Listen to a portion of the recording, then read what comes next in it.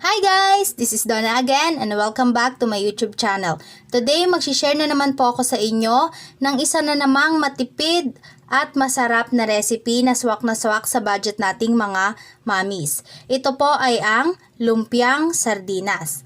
Ito po yung mga ingredients na kakailanganin natin para sa ating lumpiang sardinas. Meron po ako ditong 2 pirasong sardinas. Depende po sa inyo kung anong brand ng sardinas ang gusto nyong gamitin. Gagamit din po tayo dito ng ground black pepper, spring onion, minced na onions, minced garlic. Ito po ay green chili.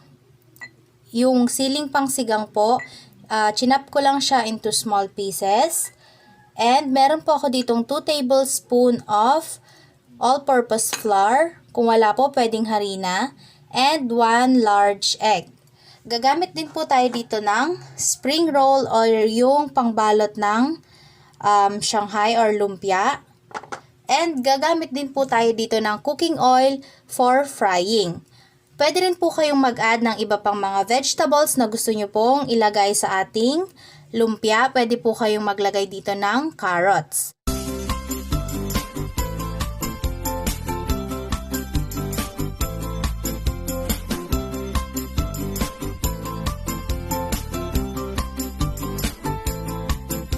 First step po, paghihiwalayin lang natin yung laman ng ating sardinas dun sa kanyang sauce.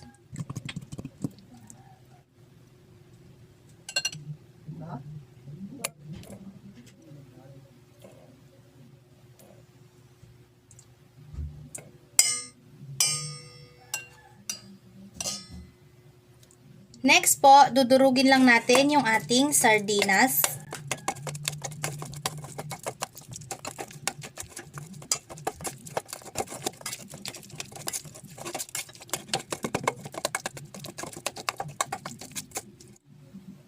After po nating madurog yung ating sardinas, pagsasama-samahin na po natin dito yung ating iba pang mga ingredients. Lagay na po natin yung ating onion, garlic, green chilies, yung ating spring onion.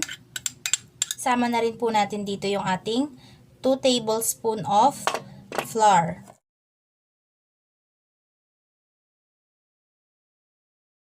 And then, ilagay na rin po natin yung ating 1 large egg.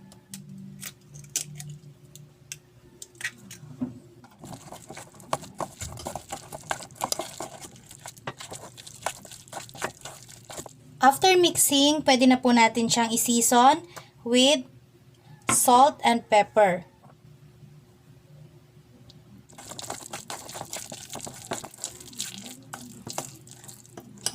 Ayan, so after mixing, pwede na po natin itong ilagay sa ating lumpia wrapper.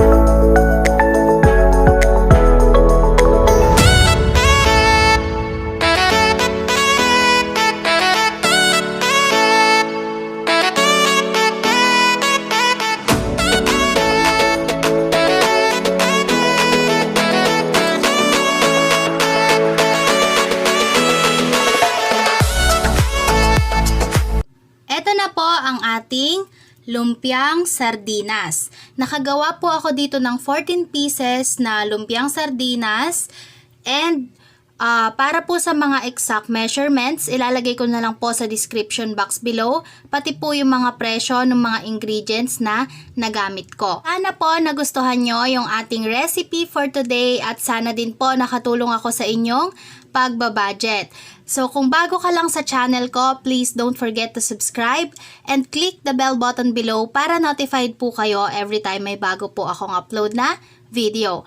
So, thank you guys again and see you on my next video. Bye!